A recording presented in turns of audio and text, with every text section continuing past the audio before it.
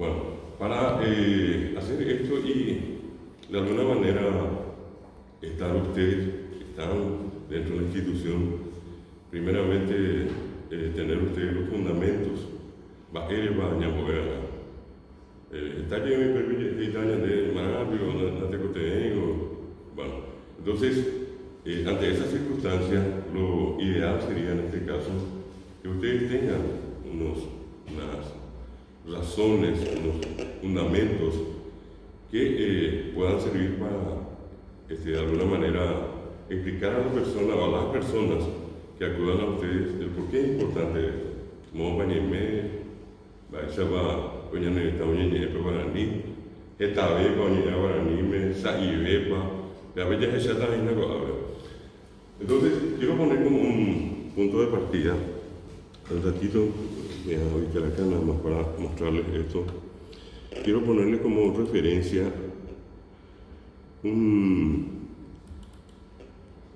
último dato que el Instituto Nacional de Estadística, el INE, acá todavía el dato figura con la encuesta permanente de hogares de 2019, personas con 5 o más años de edad.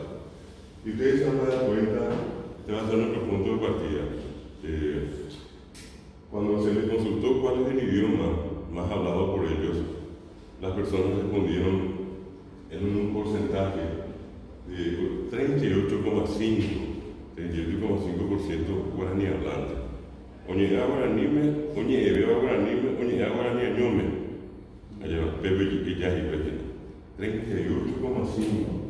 Pega tiene de Yamapuá, dejamos en 40%. Solamente para hacer un cálculo estimativo, y somos 8 millones, 8 por 4, 32. Estamos hablando de 3.200.000, o si quieren ustedes 3 millones de paraguayos que se comunican exclusivamente guaraní. Y que en este caso, por ejemplo, hablamos de la justicia electoral, hablamos de los procesos eleccionarios, necesariamente tienen que recibir información también en su lengua, ¿verdad? Por ejemplo, por poner simplemente como muestra el ideario de los partidos políticos, Bajerba Colorado, Bajerba Liberal, Bajerba Frente Guazú, Bajerba Pueblo Nacional, y darle esa información en guaraní. Porque si no hacemos eso, estamos privando del derecho a la información a una parte muy importante de la población. Y tenemos de todos el derecho de acceder a la información. Apreciamos que vemos, y Catuñamo, hay veces que se ve cotidiana y Catuñamo me puso que ya ni quiero vivir. Epa, mía, epa, y Catuñamo me echa a esa cuera. Ejemplo, por vivir. ¿Cuáles son las acciones las direcciones que llevan a esos partidos políticos, por ejemplo? Siguiente, fíjense en este dato, guaraní, castellano, mocoibera, la bella es una bilingüe, en ella ya puedo imaginar, peña en castellano, ahí guaraní, se ahí pesa, yo puedo hablar un momento en castellano, entro en guaraní otra vez, puedo hablar castellano y todos nos entendemos, ¿verdad? 30,6%. Otra vez estamos ante un dato importante, estamos hablando de más o menos poco más de 2,5 millones de personas que en Paraguay son bilingües, con una característica muy interesante.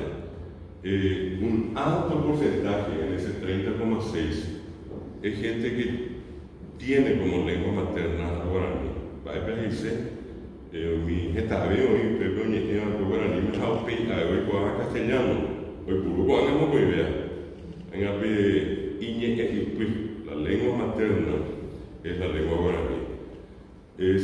Se dio y se da el caso con mucha gente que por distintos motivos, entre ellos para estudiar o para trabajar, tuvo que venir del interior acá, sobre todo a la capital. ¿Y cuál fue el idioma de origen? Fue el guaraní. Oñeje con guaraní. Muchos a lo mejor terminaron la escuela y después vinieron acá para el colegio, otros terminaron el colegio y vinieron para la vida universitaria. En fin, pero personas que tuvieron primeramente como lengua guaraní, el guaraní como lengua materna. 28,5% habla solamente castellano. Y fíjense que hay un 2,1% que dice otros. A Pepe y ya mi pitahuacuera, tu japonés, chino, coreano, tu árabe, mi alemán, Eva, inglés, de guerrero y portugués. Bueno, primero están, por ejemplo, los inmigrantes. Y también de ese 2,1 hay un 1,3% que es población nativa indígena. Población nativa indígena, 1,3%. Les voy a mostrar dentro de un rato una placa. Equivale a ese 1,3 a 117.000 personas. De los 8 millones de habitantes, 117.500 es el dato, son nativos. A Umía, hay un grupo de un 50%. De 120.000 nomás redondear que son nativos, 60.000 y un poco más son guaraní hablantes, tienen como lengua el guaraní. Y el otro porcentaje, si quieren ustedes allí, 60.000, incluye a comunidades indígenas que no hablan guaraní. O sea, su lengua no es guaraní. Hablan otros idiomas que si nosotros podemos hacer una comparación, es como decir, tan diferentes como son diferentes el castellano y el inglés.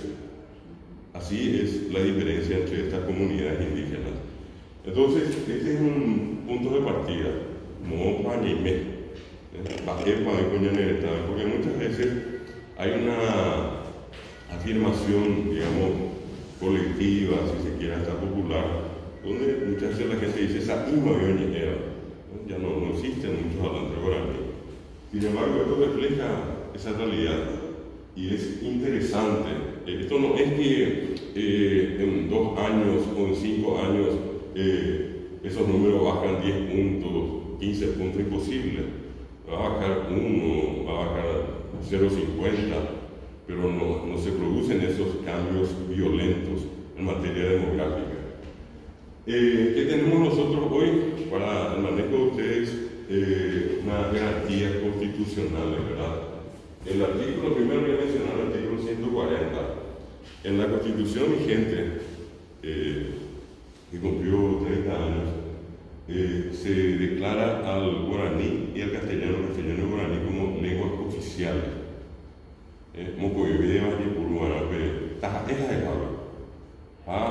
Obramos que tenéis comunidad de guaraní, hemos podido guaraní, consideramos que es castellano. Lo que tendríamos que siempre conseguir es satisfacer la expectativa de aquella persona, de aquel usuario, y hacerlo de ser posible en su lengua, ¿verdad? Caso contrario, obviamente se va a entender, pero lo ideal sería siempre tratar de responder en la misma lengua.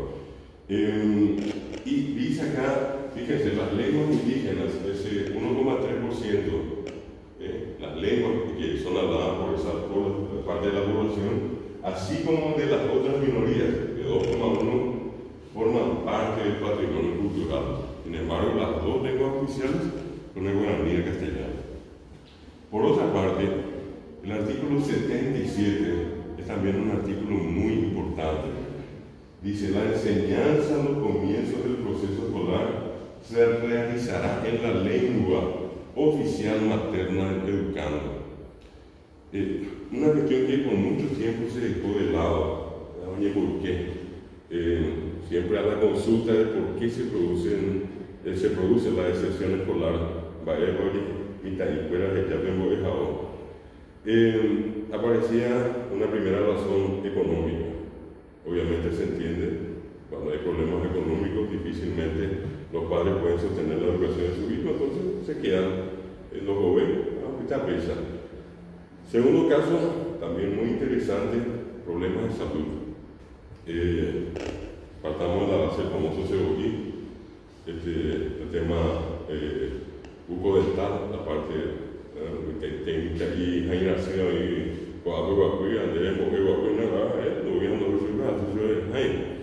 bueno, eso es parte. El problema son algunos de los aspectos que inciden en este caso en la calidad del aprendizaje y obviamente inclusive la permanencia de las criaturas o de los jóvenes en las instituciones escolares. Y el tercer punto más mencionado es el tema guiado. Estás en la web o qué handicap tuvimos en el juego, ahí como vive ahí. De hecho sabemos, ustedes mejor que yo, porque seguramente recorren mucho el país, hay lugares donde las escuelas están muy distantes. Es decir, por ejemplo, 1000 metros es poco, pero hay gente que camina y hace 5 kilómetros, 7 kilómetros para llegar a una escuelita. Ustedes van a decir no son muchos, pero bueno, son ciudadanos paraguayos, tienen derecho a la educación. A pesar de que está sellado. Eso ocurre en las zonas del Chaco, zonas de San Pedro, de Cazapaz, todavía son zonas que tienen muchas limitaciones en materia de vial. Bueno, entonces, desde ese punto de vista, una cuestión no mencionada es justamente la cuestión idiomática. Es triste muchas veces observar, y a mí me tocó en más de una ocasión, darme cuenta de que cuando solamente le hablamos en castellano a las criaturas, no nos entienden. En castellano, antes de castellano, así que a mí me está mañana esa sensación normalmente se contrapone, aparece la otra cara cuando uno le comienza a hablar en guaraní. Entonces ocurre que las criaturas entienden y al entender comienzan a preguntar. Y otra vez se da otro fenómeno importante. En la experiencia docente, siempre la queja es que lo que aprendieron en la escuela no pudieron ir a comentar en la casa cuando lo hicieron solamente en castellano. Cuando lo hicieron en guaraní, cuando ese proceso se dio en guaraní, las criaturas tuvieron una relativa interesante facilidad para llegar a la casa y comentar que vieron en la escuela. Hace ya una partida de años, yo venía de la zona de Caguazú viajando en un ómnibus y nunca olvido a un señor con quien me tocó viajar en el ómnibus. Él era un señor que venía de San Joaquín, había salido a Caguazú, y estamos hablando de un señor que tiene una vida totalmente rural, campesino como diríamos nosotros, pero nato. No oí castellano, para mí no muy bien, y en un momento de la conversación, él me dice, me pregunta qué profesión tenía. A eso yo profesor Boejaras, guaraní Boejaras. Y él reacciona y me dice, esencial, ¿cómo te dice la escuela? Y seguido me dice, pero no es de la escuela vecina. Entonces yo le digo a él, más rápido no está la escuela.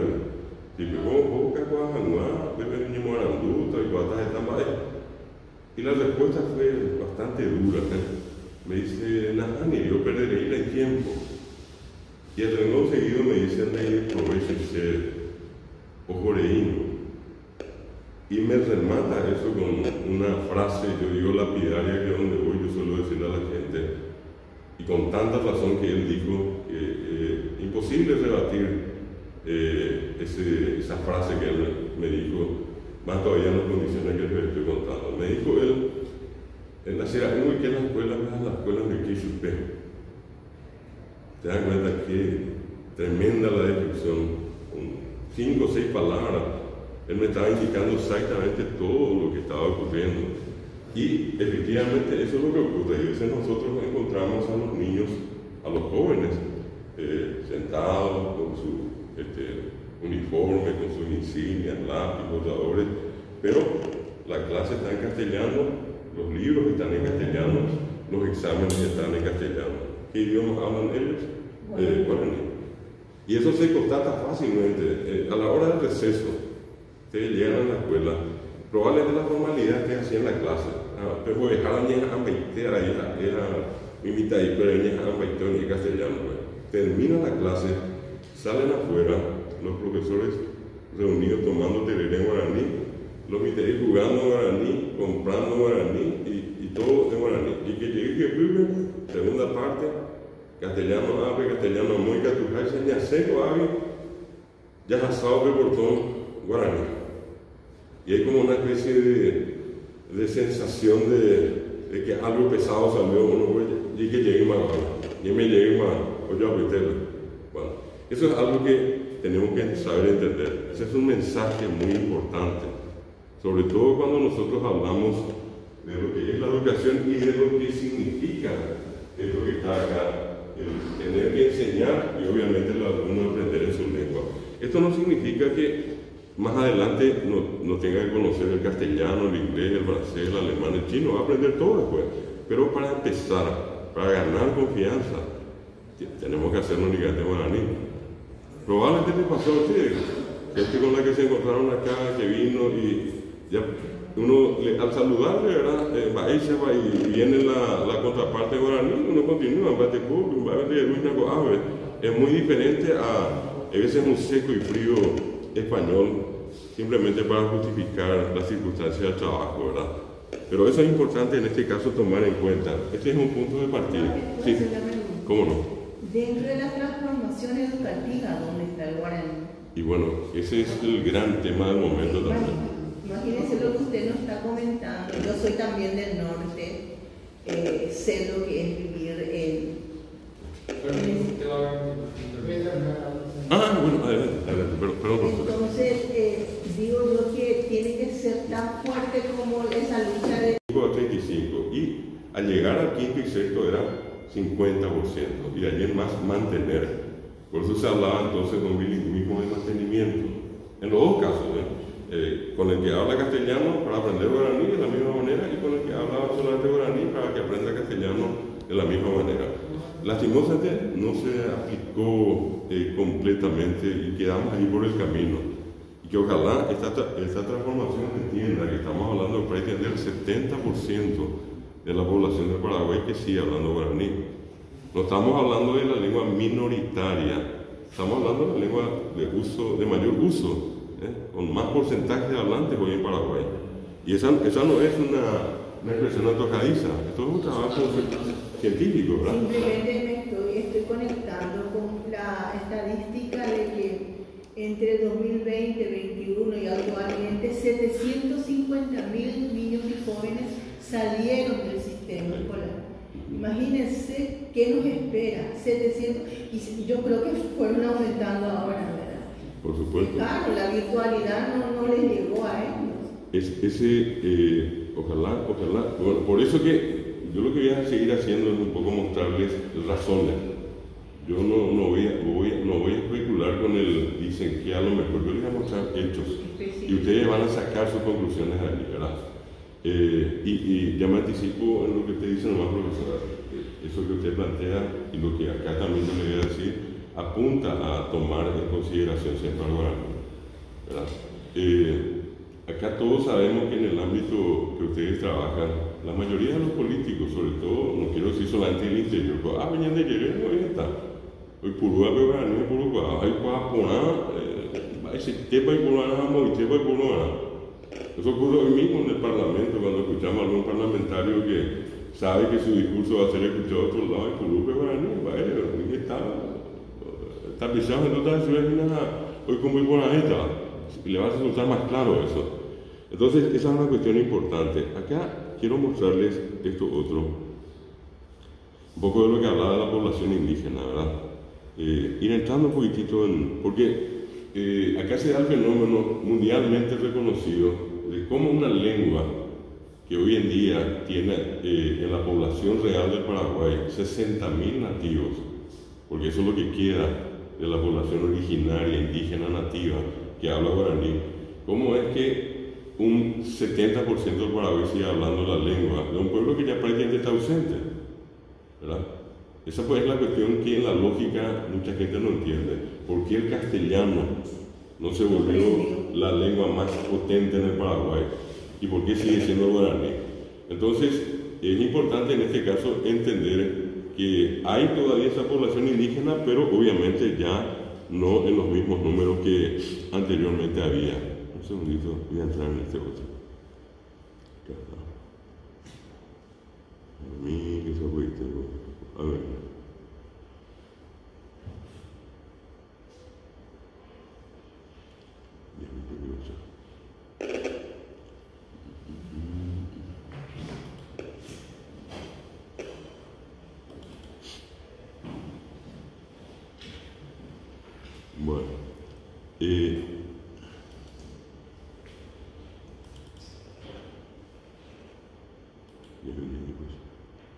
Oye, julio y diciembre, ya la Nico te bella, ¿eh? Bueno, este es un primer mapa que es obra de una extraordinaria investigadora que tuvo el Paraguay, una intelectual de alto vuelo, como sin duda fue en vida la doctora Branislava Suslin. Ella fue traída al Paraguay por el escritor Andrés Barbero. Lastimosamente Barbero murió pocos meses antes de su llegada. Y ella recibió el mandato de Barbero y toda la gente que quedó al cuidado de la fortuna de Barbero, la indicación de darle a ella todo lo que ella requería para hacer su trabajo. Barbero fue para mí particularmente el único filántropo que tuvo el Paraguay, dejó toda su fortuna para el tema de la cultura y la ayuda a la gente. ¿Y qué es lo que Barbero le planteó a ella? Hacer un estudio de los pueblos indígenas y ver cómo a partir de ese estudio se podría ayudarles a los pueblos indígenas. Summit llega acá hacia 1950 y por espacio de 20 años recorrió el Paraguay. Y imagínense ustedes lo que era el Paraguay entonces, ¿verdad? Si hoy llegar al Chaco sigue siendo difícil, entonces era casi imposible. Ella andaba de a pie, a caballo, en carreta como podía. Y iba meses, apenas huyé. ¿Y dónde iba? Aparte de hacerse muy querida por las comunidades indígenas, ella traía las muestras culturales. ¿Qué es lo que ella logró en esos 20 años? Demostrar entonces que en Paraguay había 17 etnias, 17 naciones que podríamos inclusive ser más explícitos, son como repúblicas, porque tienen sus propias autoridades, su religión, sus costumbres, su organización política, económica, todo, ¿verdad? Una cosa muy interesante, solamente que todo eso está en la expresión oral. Ya viste, o sea, todo lo que corresponde al mundo guaraní, por suerte, está rescatado, un alto porcentaje. Pero lo que tiene que ver con las otras comunidades, no. Acá, por ejemplo, nosotros tenemos a los países habitantes, en el estudio inicial que hizo Suslin, les podríamos mostrar el mapa actualizado, los Lugao guaraní, que vienen desde Concepción, bajando San Pedro, Canindeyú, Caguazú, Zapara, Itapúa, y al lado de Misiones Argentinas, ¿verdad? País veterano, en la zona de Amapay tradicionalmente, y tanto país como lugar tienen una población de 15.000 habitantes, 15.000 individuos, varones, mujeres, niños, adultos, ancianos. Acá vamos a encontrar en la costa del Paraná, más o menos del Salto del Guairá, hasta por debajo de Ciudad del Este, Presidente Franco, y un poco más abajo, a los Abá guaraní. Los Abá guaraní también, obviamente, pertenecen a la familia lingüística. Ellos también son un promedio de 15.000. Y ellos están del lado paraguayo y también del lado brasileño, ¿verdad? También en el caso de personas de Misiones Argentinas. ¿Y qué más? 15.000 son los Abá, pero acá están los H. Los H también son guaraní. Sus hermanos del entorno, los Huigá, los Abá guaraní, los países veteranos, siempre les trataron de Guayaquil. Ella dice la Guayaquil. Guayá o Guará quiere decir persona. Entonces, si solamente para hacerle la comparación, en la parte norte de América, y pegado a Venezuela, por decirlo de alguna manera, hacia la derecha en nuestro mapa, vamos a encontrar un país que hoy se llama Guayana, Guayá, Aná. En guaraní, Aná significa pariente, familiar. Probablemente si tienen algún abuelo o abuela todavía, que ahí también estaba hacia Aná, Aná es ese pariente, ya de Jehová, ya de Pejengüe. Y la expresión Ki significa extraño, de Jehová. Por eso que en guaraní, así en forma pintoresca, solemos decir cuando hay un enamoramiento, la chica o el muchacho con alguien, obviamente que no es de la familia, decimos Oñembo Ki. A ver, Guayá Ki dice de Jehová. ¿Y por qué los Huigá, los País y los Abá trataban así a los H? Porque son más bajos de estatura. Ustedes lo ven a un H, van a ver que son personas de estatura baja. Tienen la piel más amarilla y los ojos más estirados. Por esa razón es que los otros les trataban de Guayaquil. Entre ellos son H. Ellos son H, no, tampoco H. no, H. Mi abuela tenía a ver cachique ya. A grande que dice, sí, acá hay chechi. Chechi o chechi o chechi o. Pero, obviamente, es importante mencionar por qué, porque dentro de lo que compone la familia guaraní, estos son los menos numerosos. Actualmente son 900 últimas personas, de acuerdo a los datos estadísticos. Y ellos tienen varios números. Uno está en la zona de Maracayú, muy cerca de allí, probablemente ustedes conocen, cerca de Uruguay, Chupapó, una comunidad muy conocida. En la zona de San Joaquín, en la zona de Cazapá. El otro día nos tocó visitar la comunidad que se llama Pequimí, está al norte de Abí. Van a encontrarlo también en Tabatí, van a encontrar en la zona del Cerro Santa Rafael, pero muy atomizado, ¿verdad? Estamos hablando de números muy pequeños en materia de población, 900 en total. En la zona del Chaco vamos a encontrar a dos grupos que la doctora Suti ubicó en la frontera con Bolivia, a los famosos guarayos, llamados guará persona, yu, dorado, de piel cobriza, dorada por el efecto del sol, dicen, y los chiriguanos, o guasurangüe, ¿verdad?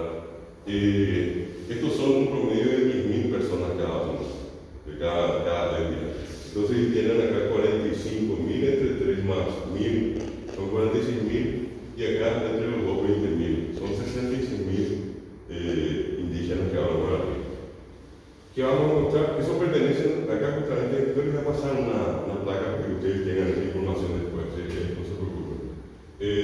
Vamos a mostrar desde, pongo como referencia arriba abajo, un poquitito más arriba y hacia abajo, casi hasta el Pilcomayo, pero en la costa del río Paraguay, a 5 etnias que pertenecen a otra familia lingüística.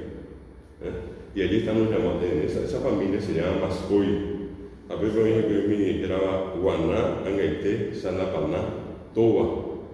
Lengua, oye, a eso recuerda en Shet, su nombre de origen propio. Los de afuera le pusieron el nombre de lengua, generalmente son nombres antropológicos. Y estos sí ya son números reducidos. Entre los Guaná, los Sanapaná, que tienen por medio de 400 personas por etnia. Es decir, 15.000 y decir 400, estos están en la línea de la muerte, ¿verdad? Como se dice en la antropología. Y acá en la costa del Pilcomayo vamos a encontrar 3 etnias. Uno de los Macá, que ustedes conocen acá en Mariano Rocaloso, el otro universo, es un barrio ya Macá, pero donde lastimosamente ellos sufrieron un fuerte impacto de la aculturación. Acá, Ovape tema Macá, en Bicoape no de Beima, Sa Ima y Macá, ya viste recuerda. Primero que nada, la lengua misma se está perdiendo. Segundo, en términos religiosos, la mayoría son todos cristianos, dejaron su religión tradicional. Y tercero, en otras prácticas culturales. Por ejemplo, ellos siguen, acá probablemente van a venir, van a ofrecer allá enfrente, Guapí, o en Yapó, y nada.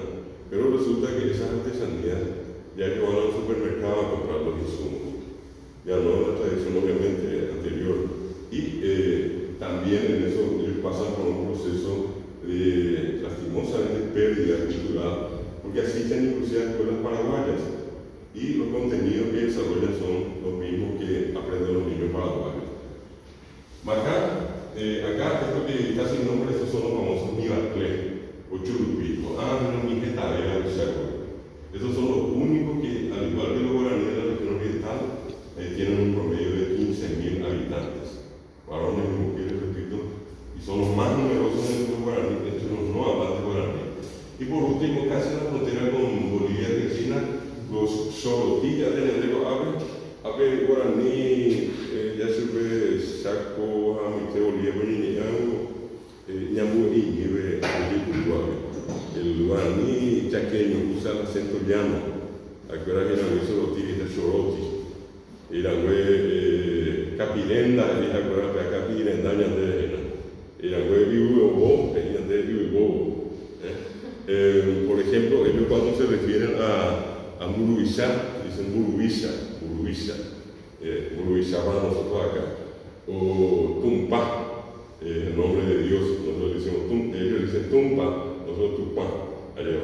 Simplemente para mostrarles que hay diferencia en la parte fonética.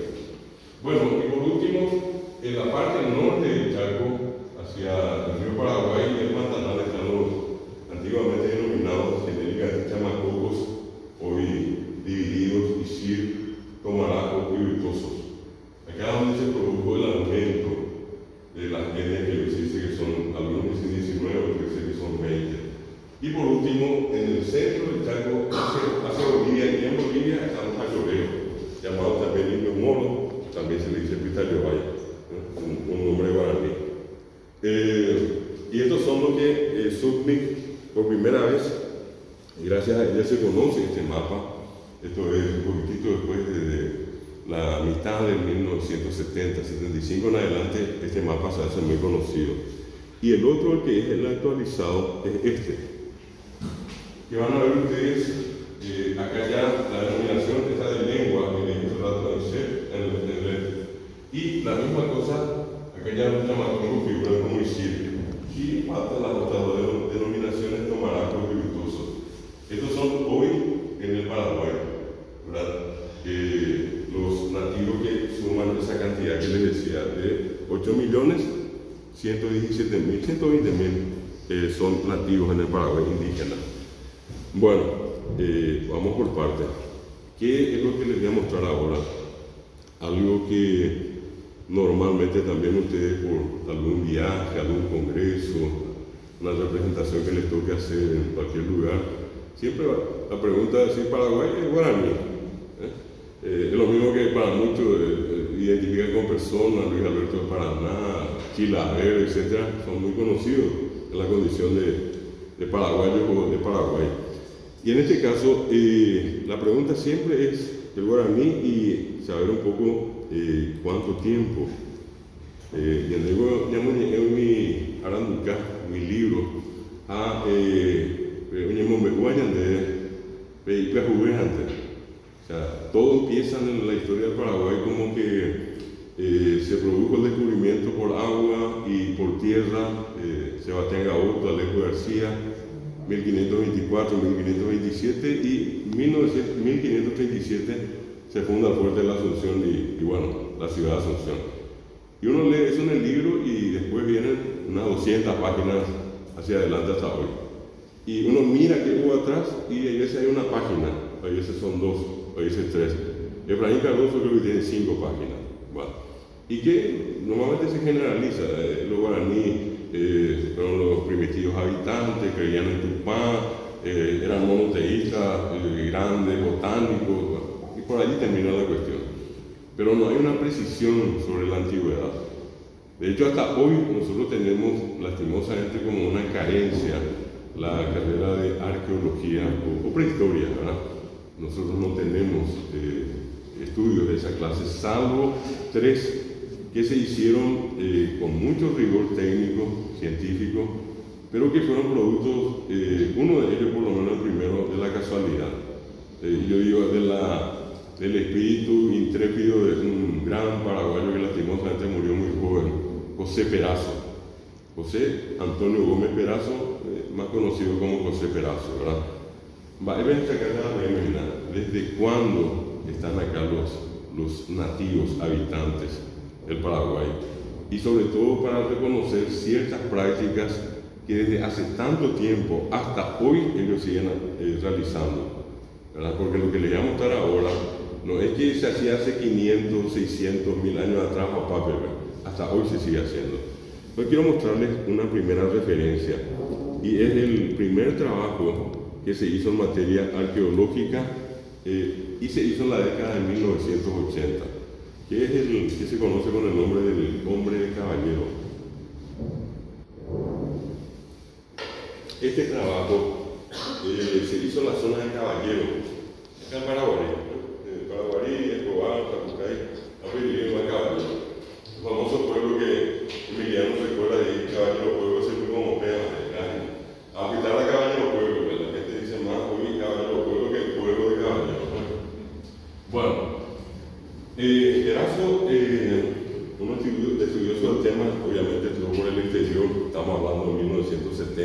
radicado. Y él retorna acá y comienza a recorrer diciéndole a la gente si es que encontraban algo parecido a esto que está acá, que le dieran aviso. Hoy bateo, para que me sean, para que para ver. Hasta que un día llegan unos vecinos y le dan este dato, y eran de Caballero. Él va al lugar, encuentra, esto le llama la atención. Acá lastimosamente no se le hizo caso, entra en contacto con sus ex profesores, algunas universidades donde él estudió, compañeros de otros países, claro, y por allí una de sus ex profesoras, la profesora Luciana Pagestrini, italiana en ese momento enseñando en el Brasil, se interesa en el caso y ella viene, después de haber ganado un premio por los relevantes servicios que ella le prestó a la arqueología europea, le dieron un premio. Y la Pagestrini, con eso acuesta, viene al Paraguay interesada en esto que Perazo le comentó. Ella vino para mirar y al final se quedó 8 años, porque 8 años de trabajo llevó esto. ¿Qué es lo que encontraron? Las famosas urnas. Y hasta hoy ustedes van a ir y van a encontrar comunidades donde el entierro se sigue haciendo en esto. Les va a llamar la atención cuántos años hace que ellos practican esto. Hicieron las excavaciones, algunas de estas urnas estaban rotas porque en el lugar, si ustedes conocen la entrada de Caballero, hay un arroyo que se llama Picucú, que ese arroyo bordea Caballero, y del otro lado sale un camino que daba al suelo asfaltado, y en esa parte, allá al costado del arroyo, se hizo el estudio. La propiedad del doctor Frutos, Manuel Frutos, que fue presidente de alguna vez. En la propiedad se encontró esto. Entonces, se hacen las excavaciones y a medida que se excava, se van encontrando las urnas. Se hace afuera del estudio, se usa la técnica del carbono 14, esto está documentado. Hay un libro que se llama Nombre Prehistórico de Picucú, ¿verdad? Y se explica todas las técnicas que se usaron, todos los procedimientos que se llevaron adelante para esto. Con la técnica del carbono 14, que permite descubrir la edad de los fósiles hasta 60.000 años, se descubrió que esto que ven acá son los cráneos, los huesos largos de las urnas que quedaron rotas, ¿verdad? Los que estaban así, en la superficie, casi a centímetros de la tierra, los últimos enterrados, tienen 990 años.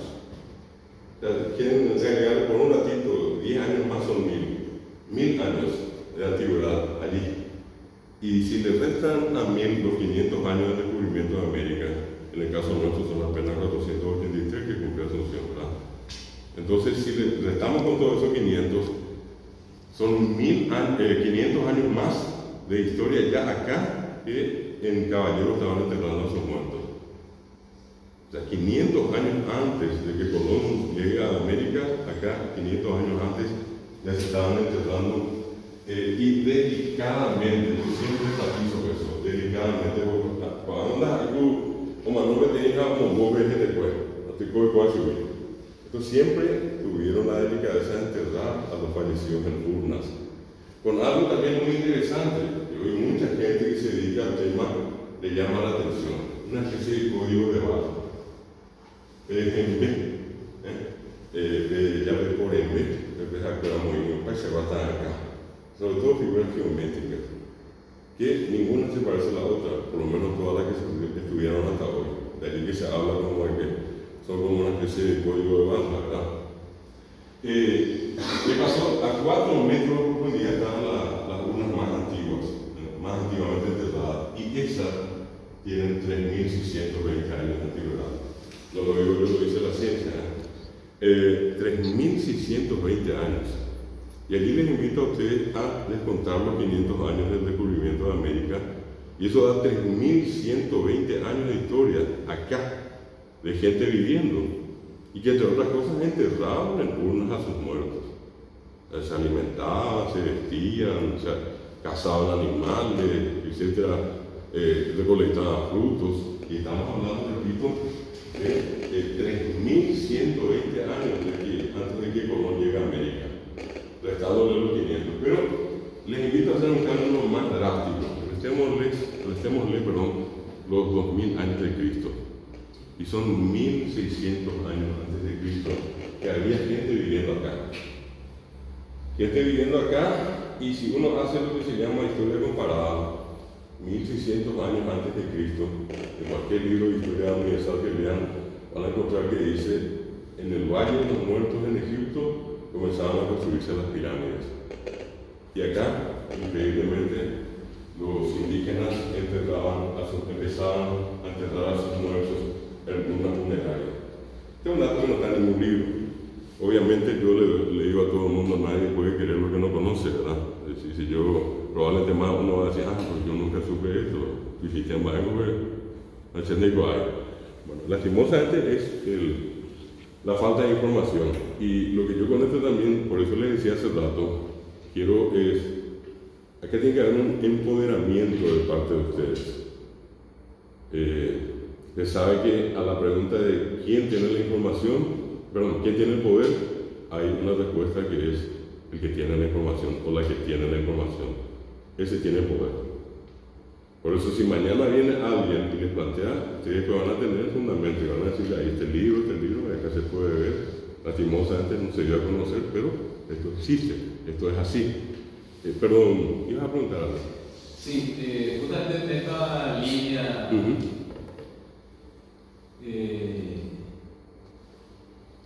sería muy interesante, no sé si doctor vos tenés una información, ¿verdad?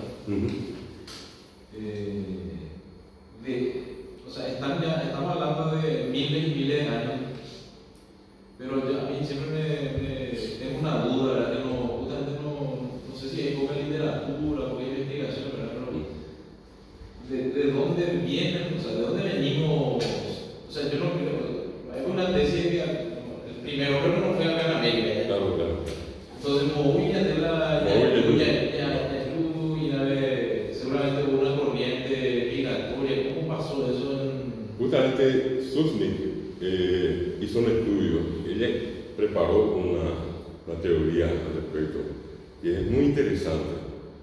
Hoy, en este momento, se sabe que el continente más antiguo, obviamente no es América, tampoco es Europa, tampoco es Asia, tampoco es Oceanía. El continente más antiguo es África. Y en África, en la década del 70 más o menos, apareció la primera pista, el famoso cráneo de Lucy, una mujer joven, 19, 20 años, que estudiaba entonces, se descubrió que tenía 2,5 millones de años. 2,5 millones. Acá yo estoy hablando de 3.600 años. Lejos del millón, ¿verdad? Pero allá en África, 2,5 millones de años para el cráneo de Lucy. En la década del 90 se hace otro gran descubrimiento, un poco más arriba de Kenia, sería entre Kenia y Egipto arriba, más o menos en el medio está Etiopía. Y en Etiopía se encontró lo que hasta ahora se considera el precedente más antiguo de las poblaciones humanas. Y se le bautizó con el nombre de Australopithecus ramidus. Y tiene, según los estudios hechos, 7 millones de años. A Pepe o Ipe ya de la pizarra, con el Cheve y Tuyavea, y Aredea que voy a pegar. A pegar el Pedro en el abuelo, o hasta Ape, o Ateo, Tribuyo, estás en algo. Llega a Zurich, eso tiene, que hay tres corrientes migratorias que influenciaron en el Paraguay y en América. Ella habla, por ejemplo, del Paleolítico, la primera más antigua, según ella, 60.000 años más o menos atrás, 60.000. Es cuando el continente americano comienza a poblarse, según ella.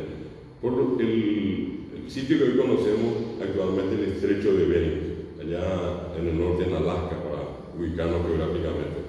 Y entonces no era estrecho, estaba unida esa parte de Asia con América. Y por allí ingresan. Se dice que eran siempre todos recolectores. Estamos hablando no de un día o 2 días, estamos hablando de cientos y miles de años, ¿verdad? Ella define eso como, dice, protomalayos, protomongoloides. o proto-siberianos, de esa zona de Siberia o Mongolia, de allí procede la primera migración. Entre América iba bajando, en 60.000 años esa movilización, esa migración se da. Bueno, ella define una segunda corriente migratoria, dice de origen proto-malayo o malasio, de allí del sur de Asia, que eran todos pueblos marítimos, de gente que andaba de pesca, de vida en el mar, y que por, ella decía, circunstancias meteorológicas, una tormenta, lo que sea, iban de un lugar a otro y así llegan, según ella, a Centroamérica, 40.000 años atrás. Así como los otros, estos que llegan, unos suben arriba, otros bajan. Y por último, Zurich sostiene que existe esa se llama el Mesolítico, la primera del Paleolítico. Zurich sostiene que hay una tercera y última corriente que se llama del Neolítico, los más nuevos, que tiene origen australoide, proto-australoide, australiano, en la zona de Oceanía, y son los que llegaron a través de la isla de Pascua, la famosa isla de Pascua que está más o menos 3.000, bastante retirada de la costa chilena, pero territorio de Chile, y ellos migran después a América e ingresan por el sur de América, y ella hace un cálculo de 20.000 años atrás. Y aquí es donde vamos a ver en un ratito que esto cae dentro de eso, ¿verdad? O sea, nosotros en realidad, según Zurich, tenemos las tres corrientes que llegaron a impactar en el Paraguay, pero la que corresponde a los guaraní, ella relaciona mucho con la última corriente migratoria. Les voy a mostrar, si esto tiene 3.600 en el estudio hecho, esto que ven acá, ustedes seguramente más una vez fueron o van a ir a Itaipú, y en el Museo de la Tierra Natural, de la Tierra Guaraní, van a encontrar ustedes esta imagen que está acá. Es otra vez una funeraria. Acá se puede ver mejor el borde del cual les estuve hablando. A todos se les pone lo mismo. Se ven los huesos que están acá. Ellos tienen la costumbre de que un manón que tenía o más conocible comprimen el cuerpo, ¿verdad? Porque saben que después nos quedamos rígidos, ¿verdad? Entonces comprimen el cuerpo, viene el alfarero, toma las medidas y hace la urna. Tiene un promedio de 36 a 48 horas más o menos. Ellos tienen una técnica que les permite hacer esto en ese tiempo, ¿verdad? Ahora ya pueden ver coño tiempo manual en la posición fetal, pero al revés, cabeza arriba, pies abajo. Y tienen la misma creencia que como uno tira una semilla, planta, después crece un árbol, ellos también creen que enterrando a un ser humano después puede volver a la vida. De hecho, durante mucho tiempo y hasta ahora, muchas de estas comunidades indígenas tienen todavía lo que se llama una especie de culto a los huesos. Van a tal lugar, tiempo después, rescatan algunos de estos huesos, ¿verdad? Y ellos, le dicen ellos a su danza tradicional. Y con eso lo que creen es que en algún momento probablemente la persona pueda vivir a la vida, volver a la vida. Lo concreto en este caso es que estas que ven ustedes acá fueron extraídas al momento de hacerse las excavaciones para construir la represa de Itaipú.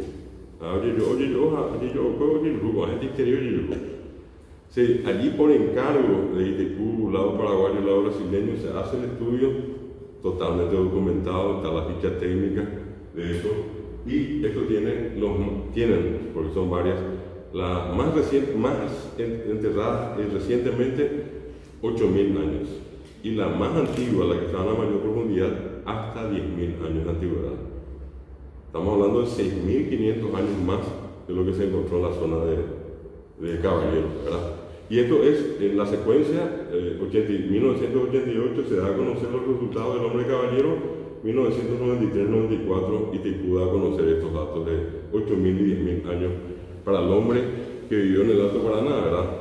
Y acá voy a retornar a esta imagen. Esta es la última, esta es del año 2007, 88, 1994 y esta en realidad el resultado 2009. Pero en el 2007, en la zona de Mambay, me ha presentado mi padre el Cerro Guazú que lleva. En la zona de Capitán Bado, estuvo muy promocionado el tema del secuestro del vicepresidente, de los 40 veteranos que están allí. Bueno, allí está el sitio sagrado de los 40 veteranos y vino un grupo multidisciplinario de Altamira de España, del norte de España, un museo y una universidad. Vinieron de todo, arqueólogos, antropólogos, sociólogos, docentes, especialistas en el tema ambiental, de todo, ¿verdad? Hicieron, y es más, llevaron un pedazo de la boca porque les llamó la atención este aspecto que ven acá ustedes, que se llama arte rupestre. Los propios nativos que vivían allí ya tenían un sistema de simbolización que ellos lo hacían en la piedra. ¿Sí? Todo el mundo le llamó la atención y decía, bueno, pues esto es interesante. Pero lo más importante es que allí también se hizo el estudio, está el informe, ustedes van a encontrar en internet, José Lacheras, L-A-S-H-E-R-A-S, Lacheras. Él fue el director del proyecto y el informe final dice que, según ellos, el ser humano que allí vivió tiene entre 5.200 y 5.400 años, los más recientemente enterrados, y hasta 12.000 años de antigüedad, los más antiguos en el lugar. 12.000. Entonces allí es donde se asocia mucho con el tema de Sputnik, que dice que probablemente los que entraron acá tienen 20.000 años. El problema nomás es que después de esto no hubo más trabajos de investigación o prospecciones arqueológicas. Entonces ese es un dato que creo interesante poner a consideración de ustedes con respecto a la antigüedad. Es decir, tratamos de partir del origen. Primero vimos cómo estamos hoy. Hay una población de casi 70% que habla guaraní, pero yendo a mirar después la ubicación encontramos que son 117.000 y los vimos en su ubicación territorial. Y ahora la pregunta de dónde, cuánto tiempo hace que están acá, y bueno, estas son las respuestas. ¿Por qué? Porque en los libros que usualmente usamos en las escuelas y los colegios no hay una mención. Solamente se dice hace tiempo, hace años, pero no hay una precisión. Y vuelvo a repetir, al momento que a ustedes se les pueda consultar por alguna circunstancia, en algún evento, que ustedes tengan estas tres referencias, va a ser interesante, ¿verdad? Bueno, no sé si sobre esto primero hay alguna consulta, algún comentario, y después voy a entrar, si depende de la hora, voy a entrar en otro tema. ¿Hay algún comentario, alguna consulta? ¿Es acá, datos que manejaban ya o no? Entonces, acá ya está, yo ya estoy bien, acá ya me siento bien, Bueno, ¿sí? Tenemos 10 minutos antes del corte. Bueno, entonces voy a aprovechar estos 10 minutos para mostrarles lo que va a venir después. Voy a hacer un anticipo. Si nosotros muchas veces nos preguntamos, ¿verdad?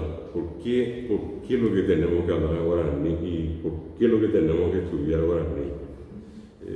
Para mucha gente que no habla, ese es todo un problema. Pero esa gente tampoco se da cuenta que hay una mayoría que solamente habla guaraní, más que también tiene el mismo derecho de recibir información en guaraní, ¿verdad? Aparte de la gente que es bilingüe, ¿verdad? Entonces, lo que nosotros tendríamos que encontrarle a esto es una razón, una explicación, por qué es lo que tenemos que nosotros estudiar, en este caso, conocer el guaraní y sobre todas las cosas, entender por qué la necesidad, por la población que tenemos. Entonces, acá les quiero mostrar algunas cosas interesantes. Para los que ya somos bilingües, no hay ese problema. Es una cosa notable que ustedes se van a dar cuenta. Nosotros podemos pasar del castellano a guaraní en un desafío, se diga tú, ¿qué tal? ¿Cómo están? ¿Cómo les va? Y ustedes me pueden responder en guaraní, y yo también en castellano, estamos acá, vamos a hacer un curso esta mañana, espero que les guste. Y ustedes, no, hacer ese cambio es tan fácil para nosotros.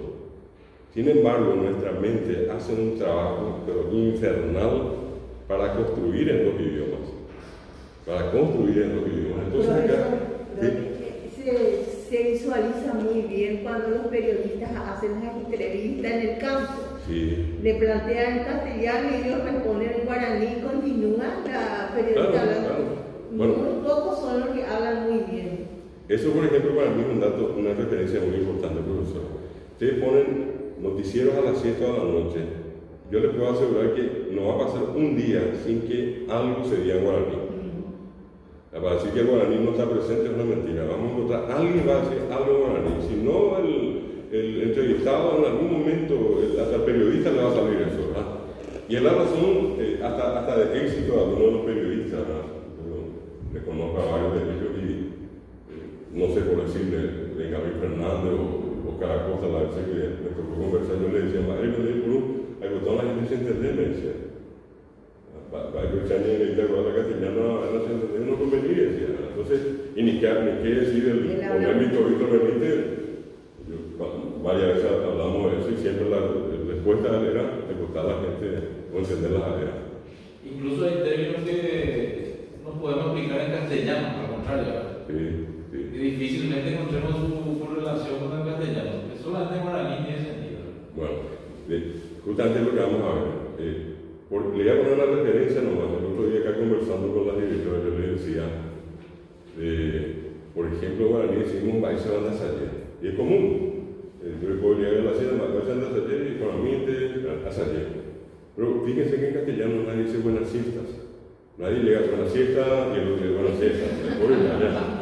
¿Qué significa eso? Que el saludo a la siesta existe en guaraní, pero no existe en castellano. Una simple muestra, ¿verdad? Así también hay cosas que hay en castellano que no hay en guaraní, definitivamente. El guaraní, por ejemplo, es mucho más expresivo. Y le pongo el ejemplo que también se lo estudié acá, entrando un poquitito en el tema. En castellano, la orden es seca. Y yo puedo decir, ven, tú, ¿verdad? O venga usted, o venimos. Las tres formas que usamos, venga, venid. Vamos a ver la cuestión. Eso en guaraní es yu. Así es seca, es yu. Pero ustedes saben bien que acá no todas las veces decimos el yu. Le agregamos ese por favor. Aunque parezca una cosa medio argel lo que estoy diciendo, porque si es una orden, para decirlo la orden por favor, y ahí se va. Sin embargo, acá, paraguayamente hablando, decimos siempre el yu na, ere na, ella po na, emombe un na. Apenas años de castellano, venir na, decirle na, contarle na, traerle na. Ya que nos demuestra eso que para el paraguayo, no el guaraní, el paraguayo es como que nos dice todo y entonces le pone la colita guaraní. Traerle na, contarle na. Si no hubiera sido traerle, contarle, llevarle, y es como que es chocante. No dice penaja y de otro nombre, allá. Eyuna, erena. Claro, si no, allí está la otra. Decimos mi, eyumi. Que esta vez, el na es un rogativo moral. Y mi es lo que se llama un modo cariñoso. Eyumi, mi. Ella es mi ciudad. Ella es a mí decirle, mi. Es cariñoso. Y nosotros le ponemos mi a todo lo que hay. En castellano, aquí en guaraní, ¿verdad? Bueno, entonces allí tenemos, si no es eyu, es eyuna, eyumi. Y después está la orden. Cuando yo he otras en la dice, ayuque, ¿qué? Ya veo en castellano es decirle qué, llevarle qué, contarle qué. ¿Qué no es castellano? Es guaraní. Y eso demuestra que el castellano también tiene su yopará. Desde ya el guaraní mete la yopará y ya castellano es muy padre. Bueno, entonces, ¿qué después hacemos? En guaraní podemos juntar que y na, por ejemplo, y decir vení, que na. Vení. Vení que, venina, vení que na. Ahí tenemos vení que na. Podemos juntar los tres y decir mi que na. Ellos mi que na. Eueraja mi que na. Eueraja es la orden. Eueraja mi es el primer por favor. Eueraja mi que es el segundo. Y eueraja mi que na el tercero. Yo decía la vez pasada, y por la duda paraguayo te dice eueraja mi que na y catuno que llegue. Y catuno ya. Eso es una forma de pedir tan especial que no existe. Claro. También, claro, vamos a ir buscándole y la gente comienza eso a darle un sentido tan especial a la orden, que al final resulta agradable. Pero repito, el castellano así, solo es el castellano es venga a venir, a beber. Y a eso es a lo que nos referimos, que por ejemplo, ya en castellano cuesta. Si a mí me dicen, ¿cómo puedo decir ellos mi que nada? Y yo probablemente le iba a decir, vení, por favor, es la traducción. Eso es lo que en el fondo significa. pero no hay forma de decir eso en castellano. Y va a ser, venir por favor, si podés. Bueno, vean la mamá, ya decía la castellano original, pero guaraní no va a sacar. Guaraní me dicen de hoy ya. Esa es una característica de lo que hay en uno y no hay en otro. Y que en este caso refuerza el uso del castellano en el Paraguay. Por eso que nosotros acudimos mucho, así como una muleta al guaraní. Y es más, hay gente que no habla guaraní, que habla castellano, pero sin embargo ese castellano que habla trae esa cola al guaraní. Porque ese que no habla también dice decirle na, llevarle na. A lo mejor no sabe decir otra cosa en guaraní, pero esa terminación na, esa terminación que le sale. Lo mismo ocurre con la pregunta. En el guaraní nosotros decimos reyu tapa, por ejemplo en el futuro, reyu tapa, reyu tapico, pa, pico, ico, en guaraní para hacer preguntas. En castellano venís, vienes, vendrá, ¿verdad? Y se acabó. Entonces nosotros también tenemos por eso la costumbre de ponerle esa terminación pa. Es muy común, por ejemplo, entre los jóvenes decir vos, pa, ni siquiera vos, vos, pero entendemos todo acá, nadie dice que me ayuda ella cuando no entendí que ella, no, vos pa, sabemos que soy yo o es él, pero vos, ¿verdad? Vos pa le dijiste, vos pa le llevaste, vos pa le contaste, vos pa le trajiste. Y si ustedes me dicen que nadie dice acá, yo me veo la luna y no vuelo más. Pues todo el mundo dice vos pa, o qué pigo querés y na vos, ni siquiera vos, qué pigo querés y na vos. Y yo también digo pero creemos que estamos hablando castellano, sin embargo, tampoco es un castellano así, digamos, muy puro, ni tampoco es un castellano, lleva mucho del guaraní. Nosotros vamos a encontrar, por ejemplo, que cuando hablamos, calculo que tengo 2 minutos todavía. Sí. Si es 2 minutos voy a decir esta parte, si no voy a dejar lo siguiente, cuando nosotros decimos, este es un caso fuera de serie, vení un poco, y el que escucha viene todo. Llevarle un poco este papel a fulano, y no es que él se va a estar a la mitad y vení, ahora el otro poco vení. Llevarle un poco y llevarle todo. Oye, déjale un poco cada rato, venir un poco, decirle un poco, escribirle un poco hablarle un poco. Lo importante en castellano, un poco, esa caña, pero la pesitella de Javier, la llegó ahí mañana para llevarla un poco, pues ya he mantenido para venir un poco, llevarle un poco, contarle un poco. Un poco es la traducción del guaraní, mi. Ellos mi es venir un poco. El verás a mí, llevarle un poco. El mundo es mi, contarle un poco. El es mi es un poco es mi. Y un poco en castellano es una incorrección. Pero acá en Paraguay es una expresión aceptada.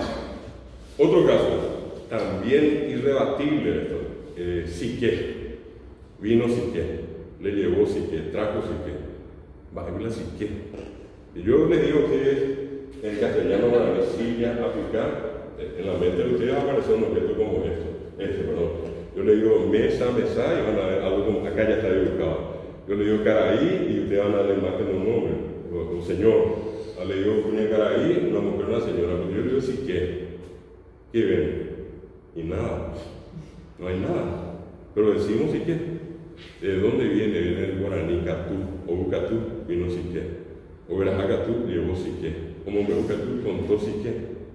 ¿Se dan cuenta? Es decir, hablamos, por eso que la gente dice siempre, pensamos en guaraní y hablamos en castellano. Y al hablar en castellano, le volvemos a meter un guaraní, pero en castellano, ¿verdad?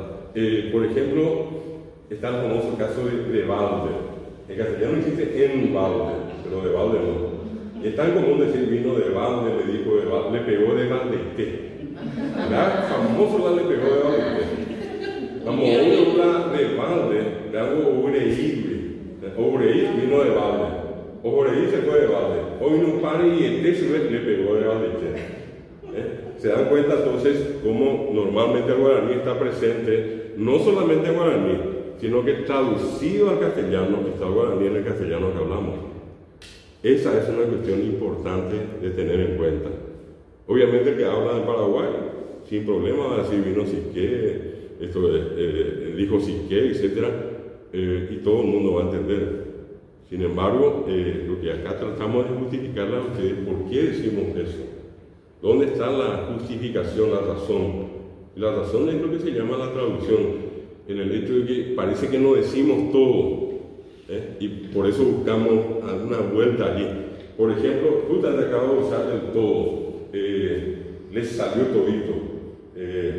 El todo en guaraní es el pa, o paitecio, le vino todito, le dijo todito lo que tenía que decir, todo, todito, ¿verdad? Y todo es el pa, o pa es el paitecio, el pa es el nuestro. O por ejemplo el caso del luego, le dije luego, le conté luego, luego es después, pero en el caso nuestro no es después, es una expresión que refuerza, como decir, le dije, pero nosotros le ponemos le dije luego. Para nosotros ese le dije luego es énfasis.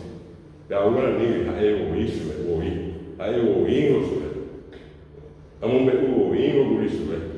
le conté luego. Pero a ninguno de nosotros luego, para ninguno de nosotros luego equivale a después. Luego es un enfatizador, le sirve para reforzar la frase, la palabra, la oración. Bueno, esto es un anticipo y después les voy a mostrar a ustedes dónde están las diferencias. Es decir, mañana cuando técnicamente tengamos que demostrar por qué tenemos que hablar, ya tenemos un fundamento demográfico, hay más gente que habla guaraní, tenemos un fundamento histórico, los muchos años que lleva acá sin haberse perdido la lengua de la población indígena escasa que sobra, una población mayoritariamente paraguaya, guaraní hablante. La lengua vive en una población ya no indígena. Y ahora vamos a ver cuáles son las razones lingüísticas. Vamos a tener otro ejercicio y a la vuelta. Hace cuestión de un año se descubrió que el 80% de nuestro gen es guaraní. También. Sí, hace poquito eso y una gente no podía creer, 80% soy indígena. Una persona que le dio mucha promoción a ese caso es el arquitecto Jorge Zuliani. Decía, yo tengo sangre italiana, tengo una González, y esa González pesó más, y al punto que yo tengo 80% de la genética indígena, decía, increíblemente, decía. Por eso somos más. También tiene que haber, si falta un fundamento de esa clase. Sí. Bueno, vamos a descansar entonces un rato y después continuamos, ¿sí? Crear una sensación de interés hacia el guaraní o de motivar. Uno puede mostrar esto y decir, bueno, acá tenemos muestras de lo que se está haciendo.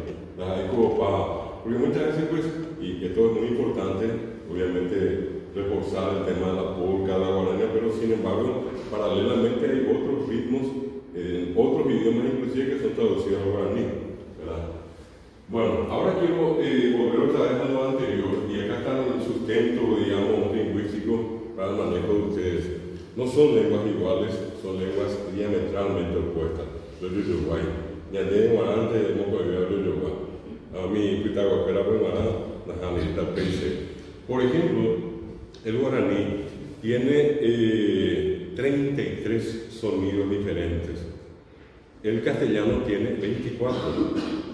En otras palabras, el ajicó de un guaraní hablante de Aicatupiribe es un aparato fonador con más capacidad de fonación comparado con el aparato fonador que habla solamente castellano, que produce las famosas 5 vocales y 19 consonantes, 24 fonemas en total. En el guaraní vamos a encontrar, por ejemplo, que hay 12 vocales. Estamos hablando de las 5 vocales del castellano más una, que es exclusiva del guaraní, la U. Y después todas las formas nasales, A, E, I, ¿verdad? Y estas son. ¿Por qué se usa la nasalidad? Porque el uso de la nasalidad genera lo que se llama diferencia semántica, cambia el significado de la palabra. Una cosa, por ejemplo, que ustedes va caminando a alguien y le diga evitar vuelve, o decir sepitar así, sepitar, pero si yo digo, por ejemplo, amoa y yao de ahí van a escuchar que al decir amoa y yao pita, no es lo mismo que yao pita, y entonces allí está la diferencia. Hay una vocal, en este caso nasal, que es la A. Lo mismo ocurre en, estos son ejemplos nada más, o qué y o qué. que parecen así iguales, pero sin embargo tienen distintos significados. Que yo diga, ok, mira, ok, de ahí no paga, ok, es ok.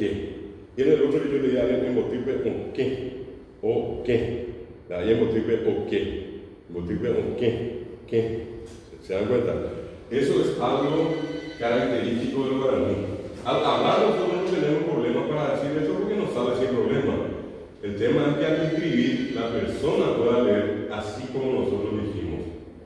La escritura pues trata de representar lo más fielmente posible lo que uno dice al hablar, ¿verdad? El caso, por ejemplo, voy a saltar algunos, el caso de Pitú y Pitún. Pitú, por ejemplo, nosotros usamos Pitú pa es acabar, terminar, y Pitú pa se le acabó el aliento, el aire, y se desmayó, se desplomó. Y lo otro sería Pitún, Iñi Pituma, no es Iñi Pitú, no es Pitú, sino Pitún, Iñi Pituma. Esa es una cuestión interesante que nosotros vamos a encontrar de diferente entre el guaraní y el castellano. Hay, por ejemplo, también un caso que no está allí, pero el caso de la y la nasal es un sonido prácticamente exclusivo del guaraní. La existe, la oral existe en varios idiomas, no tanto, pero existe en otros idiomas, quiero decir. En el ruso, en el coreano, y en alguna vez tuve algunos coreanos, se habrá dado cuenta que no tienen problema para decir ¿verdad? Pero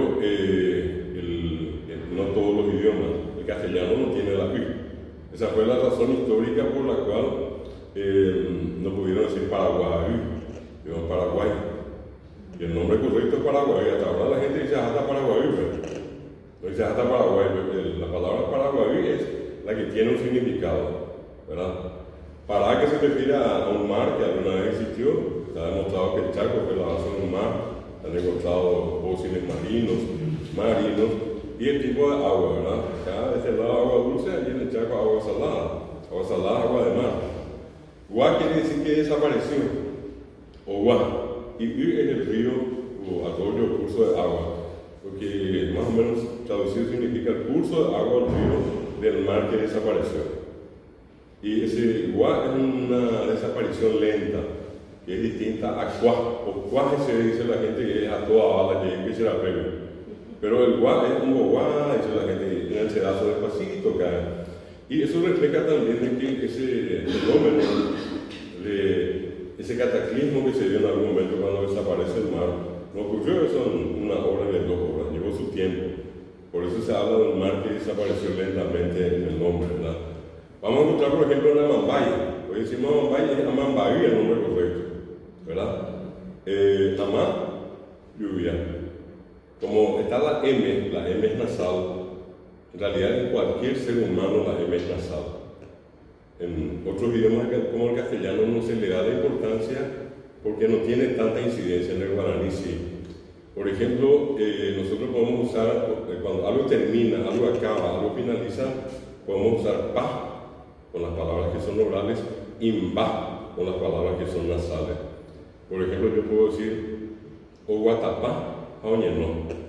Terminó de caminar y se acostó. Pero yo digo osemba, osembaitesher. No decimos osepaite, no osembaite. Onguajembaitesher, onguajemba. No es común decir onguajepaite, no onguajembaite.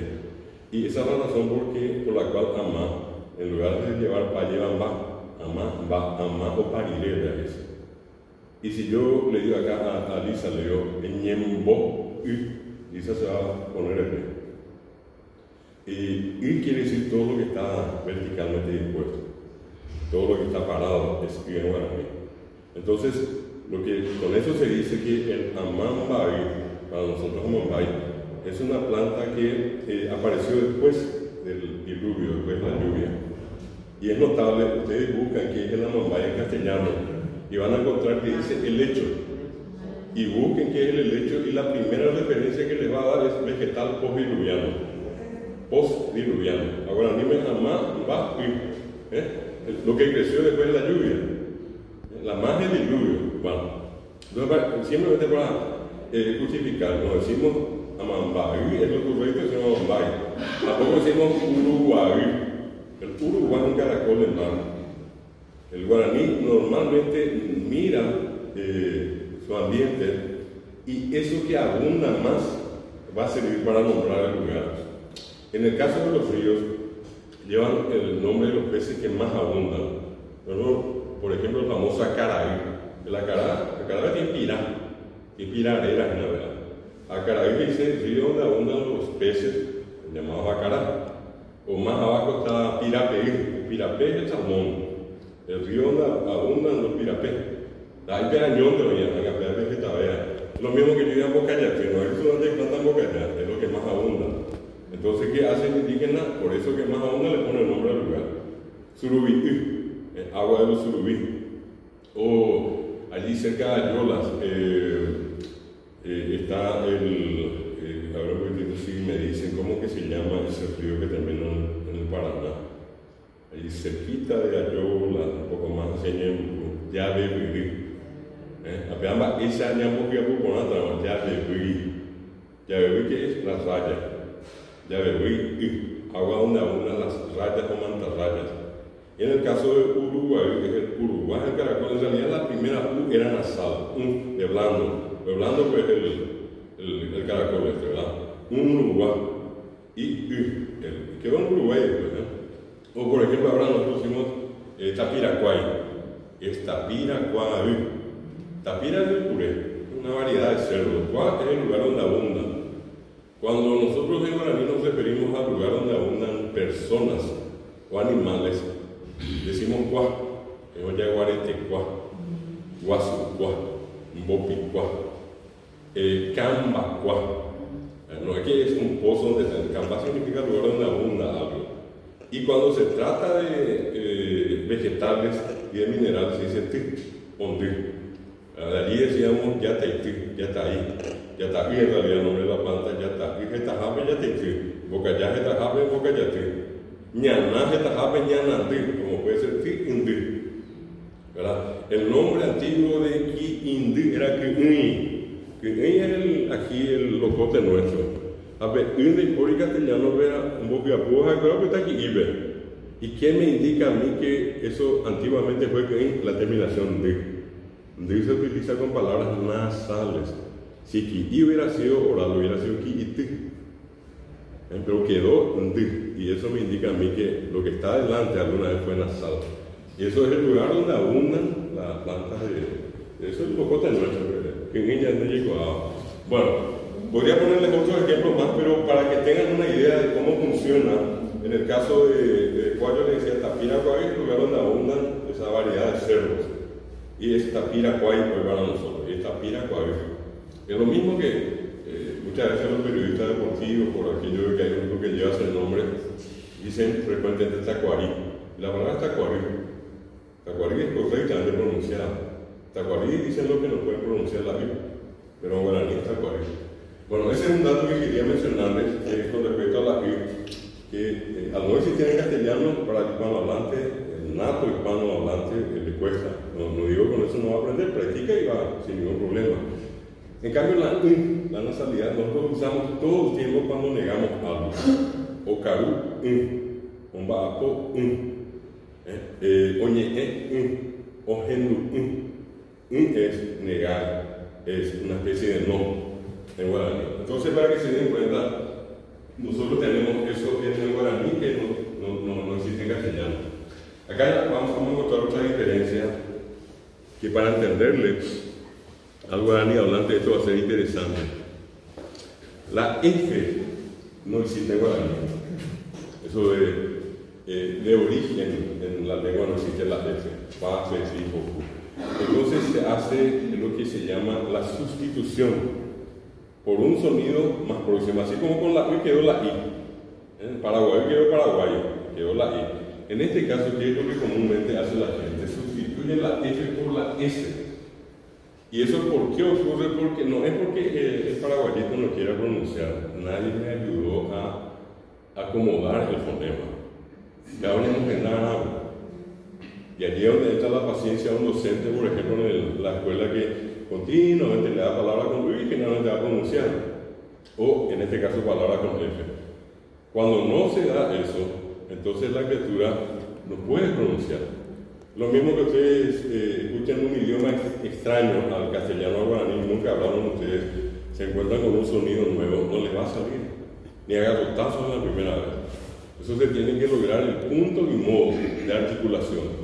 Bueno, concretamente acá, ¿qué es lo que hace la gente? Cambia la F por la S. Por eso ustedes pongan el oído, en muchos lugares van a escuchar a la gente decir, ojo, yo voy a sideo. Algunos dicen sideo también, pero sideo es frecuente. ¿Qué pasó? No pudo pronunciar la F, le salió la S. ¿Qué otro caso? Allí, por ejemplo, van a ver ustedes siambre. Es mucho más común, ¿verdad? Habrán escuchado más una vez la gente decir, ojo, yo voy a siambre. Amor en una tuta siambrera. ¿Y por qué? Porque no tenía o no tiene acomodado la F. Le sale por sustitución el más próximo la S. Celipe, un nombre que muchas veces escuchamos, ¿verdad? Celipe. Van a escuchar ustedes Silemón. Yo tenía en el caso de una arquitecta, amiga mía, Sofía. La señora que trabajaba con ella nunca jamás le pudo decir Sofía, le decía ña Sofía. La verdad es ña Sofía, pero una cosa notable simplemente para que se den cuenta de cómo esto que para nosotros, porque somos bilingües, porque hablamos castellano solamente, no es ningún problema porque la F es del castellano. Sin embargo, es un problema para los guaraní hablantes. Repito, no es que ponemos tabú de dice dicatuinte, no tenemos gente de pay. Ese es un caso importante. Después, ¿cuál es el otro? En guaraní tampoco tenemos la L. Entonces, ¿qué hacemos? Sustituimos por la R. ¿Cuántas veces ustedes habrán escuchado a la gente decir, oh, ahora más siempre? Ahora. ¿Y por qué? Porque no le sale la L, ¿verdad? Tampoco, esto a mí me tocó varias veces, yo hice servicio militar y estaba la tropa, y entre la tropa era muy común escuchar decir harto, que estaba muy bien, harto. Y eso, inclusive, a uno le puede llamar la atención y decir, como, se venía esta vez, pero no es eso, sino que no puede, no tiene acomodada la L, a no ser por ejemplo, este otro, yo nunca olvido un letrero acá en San Lorenzo, hermosas letras, pero sí se alquila pieza. Va a haber ar como la L de copiar. ¿Por qué? Porque la persona que escribió, de hecho, seguramente toda la vida dijo así, y escribió así como habitualmente suele decir. Entonces, estos son problemas que podemos detectar en el guaraní hablante, pero que pueden ser solucionados. Pasa que nosotros, las más de las veces creemos que ese guaraní hablante ya habla castellano, y le tratamos como si fuera que ya habla castellano, y ese es un error. Él tiene que aprender castellano. Y nosotros queremos que hable bien castellano, enseñémosle bien castellano. Pero no presumamos, no digamos, bueno, ya habla, porque en realidad no habla. Es una cuestión muy importante esto. Por ejemplo, esto otro que también para cualquiera de ustedes es fácil, no constituye ninguna dificultad, las dobles consonantes. BL, blanco, brazo, CL, clavo, CL, cromo, FL, flaco, FL, frazada, GL, glauco, GL, grano, PL, plano, PL, prado, TL, atlántico, TL, a través. Mirando por el guaraní dice re, 6 digamos. Y esto no existe. Entonces, el ejemplo más común que yo hasta ahora, y ustedes se van a tener a poner oído, es esta palabra. No van a escuchar que la gente diga problema, ese problema. Diga problema. Usar problema. Y no crean que no quiere decir, no puede nomás, porque pra, pre, pri no está acá, bla, ble, bli no está acá. Entonces, lo más próximo es problema. Apenas ve ahora, problema la verdad, hay problema.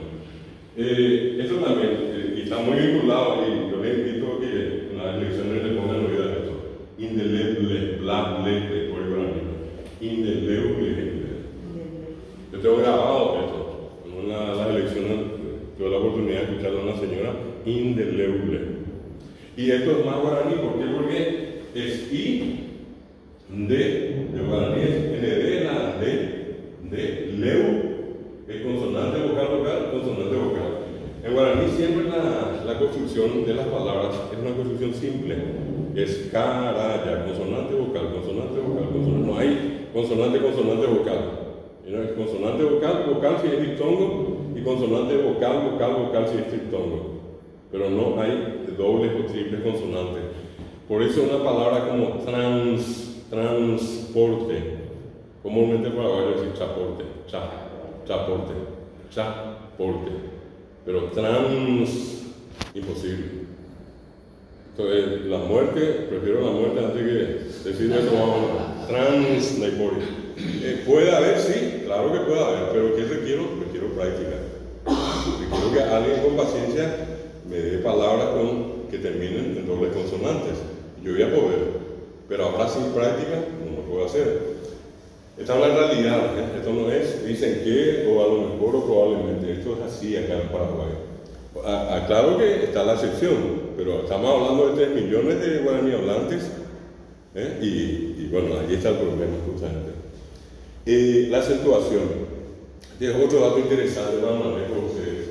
El que habla castellano, o sea, el castellano como lengua, tiene una predominancia de los acentos llanos, que tabela, acento mitebe o a.